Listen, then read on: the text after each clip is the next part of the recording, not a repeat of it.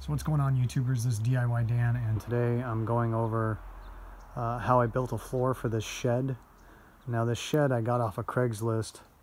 A gentleman was just needing to get it out of his backyard, so I went over there, scoped it out, and realized for a 10 by 13 shed all it needed was a floor that I would grab it. So we're going to go over that, and then if you notice these holes, I had recently moved this shed.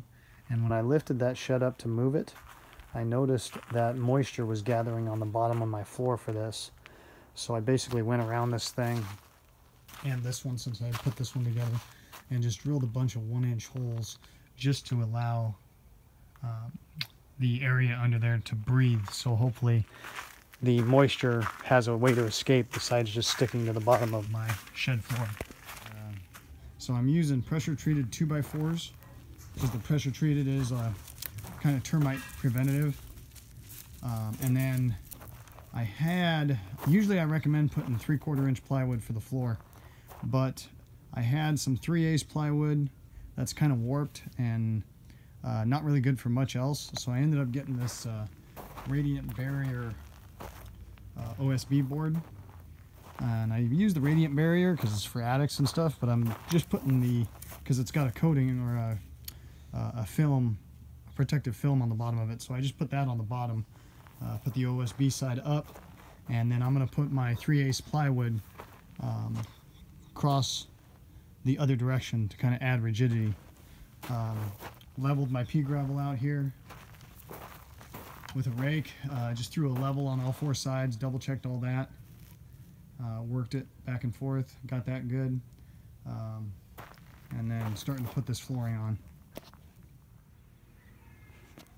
So this is that Radiant Barrier I was talking about, and I mean, it's a coating, so it's pretty much a protective layer on that wood, so that's why I'm going to use that on the bottom. Not really what it's made for, but I don't see where it's going to hurt me at all. So if you notice, so these are 4x8 sheets, and what I've done is I went ahead and ran this 2x4 all the way, because I plan on here I'm going to put a lot of weight, so I wanted a real strong base on this thing. And I'm using 2 2x4s because the price of 2 2x4s is cheaper by a long stretch than 1 4x4.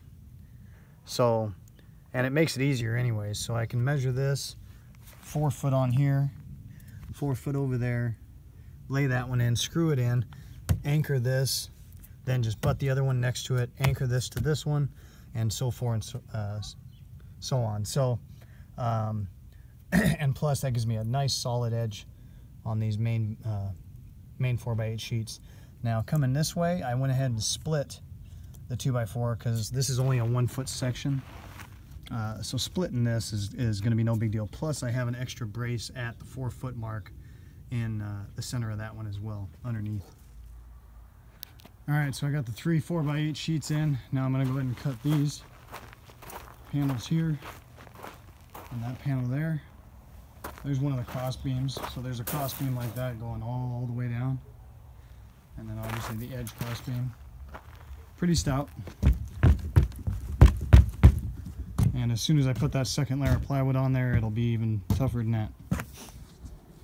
Alright, so I have put the second layer of plywood on. The exterior framing, or the bottom frame rail on, secured that. It was kind of rusty looking, so we're going to go ahead and paint that with the flooring, and secured all the panels with screws, overlapped the plywood a different direction as best I could. So all in all, guys, it came out pretty good.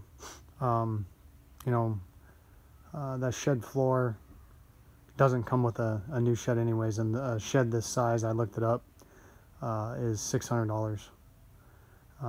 So that's not including the floor, which the metal floor would have been like $250. Plus you have to buy the plywood to put on top of that anyways. So just something to keep in mind. I threw a coat of paint on this, so I basically got $100 in paint, $200 into the floor, and got a 10 by 13 shed set up, rocking and rolling. So hope this helps you out. Have a good one, guys. Later.